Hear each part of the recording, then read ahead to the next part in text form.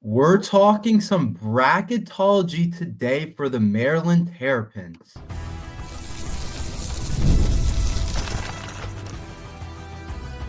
You are Locked On Terps, your daily podcast on the Maryland Terps, part of the Locked On Podcast Network.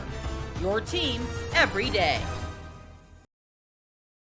What's up, everyone? I'm Tre Moore, host of Locked On Terps for the Locked On Podcast Network, your team every day. So thank you for making us part of your day. And today's episode is brought to you by FanDuel. Right now, new FanDuel customers can get $150 in bonus bets if your first $5 bet wins. Today, we have a super exciting episode. Of course, we have Ahmed, who's often on the show from InsideBlackandGold.net, but we also have JBR Bracketology to talk some Terps bracketology and what everyone's favorite topic is these days, March Madness. So I'm super excited to have those two to join me to talk about a little bit of Maryland bracketology, but we can get right into it. I'm curious. I think the Terps fans want to know, after the big win against Michigan last night, where are we kind of seated? Where are things kind of standing right now?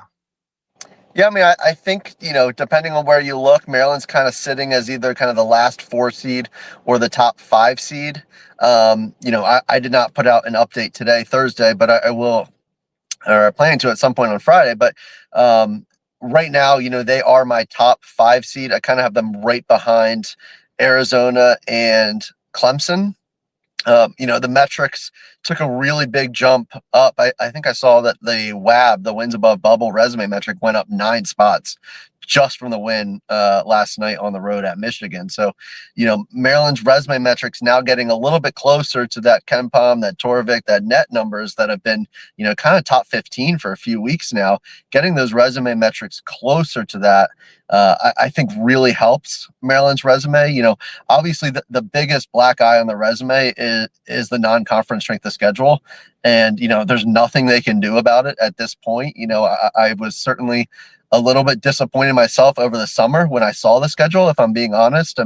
I know Villanova, I think, was preseason KenPom number 20, but I just never had a lot of confidence in Kyle Neptune's team, the way they've done the last couple of years. But the non-conference strength of schedule is definitely the biggest black eye. I mean, the committee is pretty consistent year over year in, kind of punishing teams that have those non-conference strength of schedule, certainly in the 300s.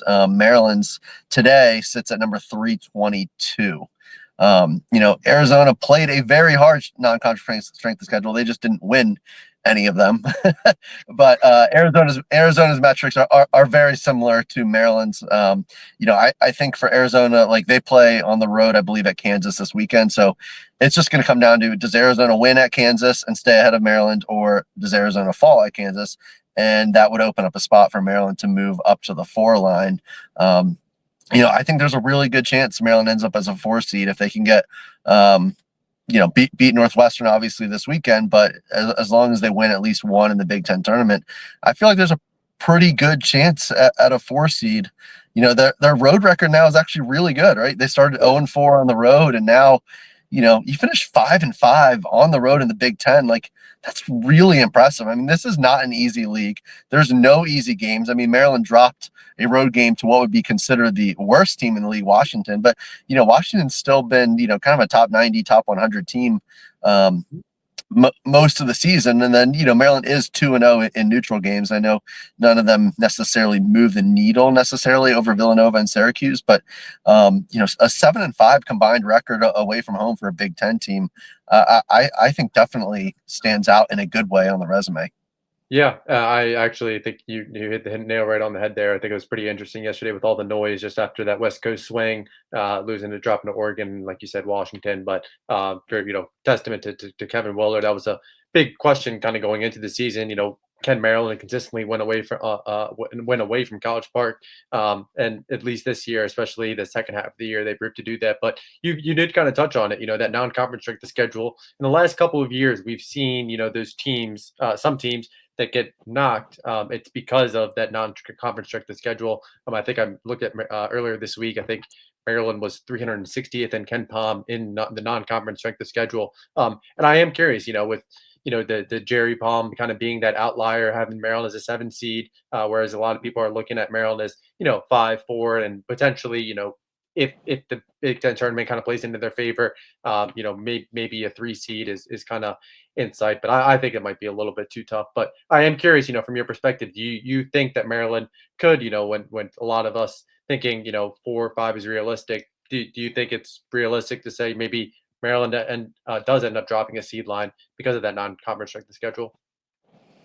Yeah, I mean, I already kind of bake that into the cake. I mean, I kind of start with a formulaic approach that takes the metrics, the quad records, the non-conference strength of schedule, and then I kind of adjust into that. So, I think at worst you're looking at a middle 5 seed. I don't really agree with Jerry Palm's assessment, if I'm being honest.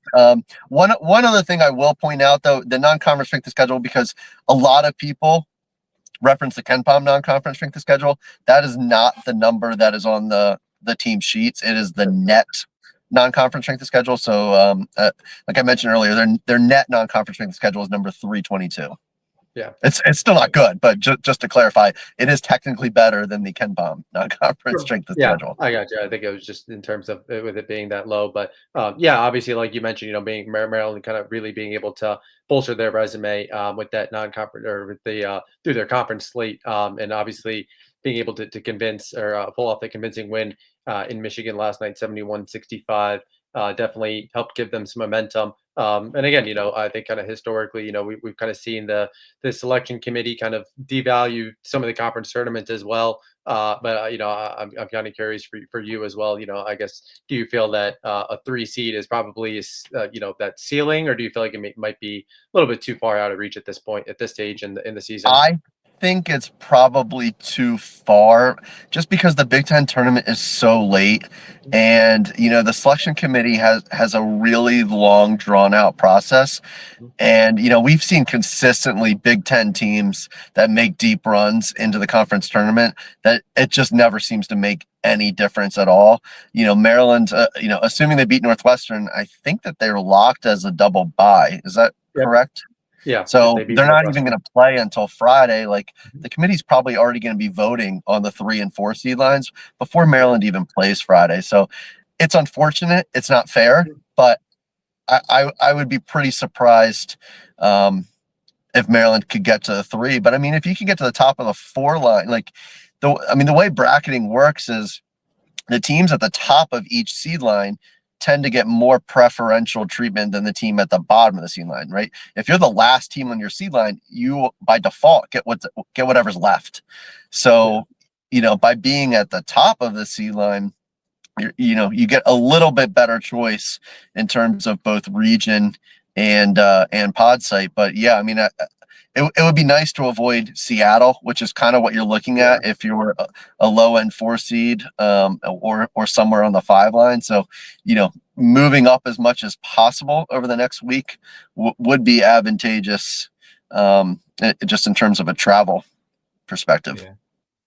Yeah, that all makes sense a lot. I'm kind of curious. I don't know if you have this kind of ready, but is there any team sitting at the 12, 11 kind of side of things where it's like Maryland might have a potential of playing that we could look at now, or is that too early to kind of know that type of thing?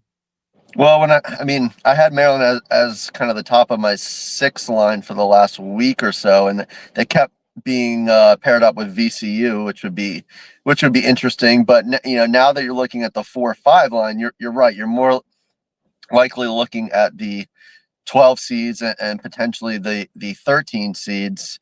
As it stands right now, both play-in games are likely to be 12 seeds, the last 4 at large. So there's a decent chance Maryland could be playing one of the play-in winners. I'm not sure if that's a good thing or a bad thing.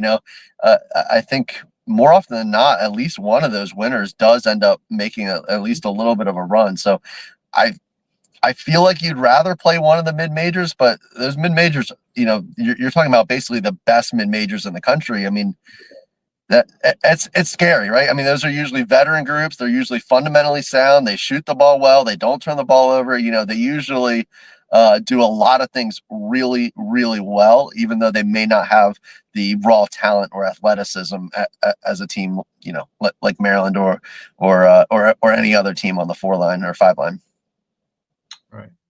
Yeah, Right. I think that's fair. I think I saw a couple, Drake, Yale, projections. I think Yale was Drake would, I think that'd be kind of an intriguing matchup for Maryland as well. But JBR, like you mentioned, man, obviously Maryland being able to ascend and really improve their resume, their NCAA outlook. But I'm kind of curious for you, obviously, seed line aside and whatnot. I guess Joe Lenardi kind of teased with Scott Van Pelt earlier this week on SportsCenter. Obviously it's harder to look at it without a bracket, but said Maryland is one of my 4 Final Four teams. And I guess I'm curious, kind of for you, I guess what do you kind of see the potential? Do you see this being a potential Final Four, potential second weekend type of team, just kind of with the way the starting 5 is kind of balanced out?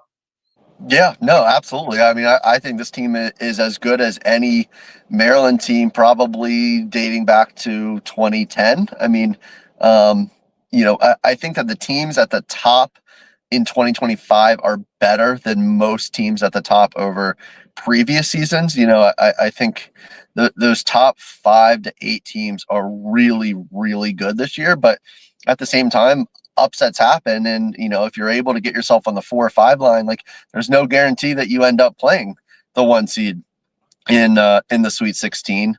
I certainly think that the priority needs to be staying out of foul trouble. I mean, obviously concern is Maryland's depth, but they still have not lost a game all year by more than 6. I mean, there is not a single game where they have been, totally outclassed or just, I guess you could say they didn't have it in the Washington game, but there's never been a single game where it was like, it's just not our night. We don't have a chance tonight. Like, yeah. There's not many teams in the country that can say that, right? It's a very, very short list. So, Maryland's going to be in every game, and certainly, it's a lot easier playing on a neutral court than it is playing in a true road game. And I think the way Maryland has played away from home over the last, 6 weeks has to give you a lot of encouragement. And, I'm really looking forward to the Big Ten tournament. I mean, Maryland historically has been horrendous in the Big Ten tournament, right? I mean, they're just not even competitive.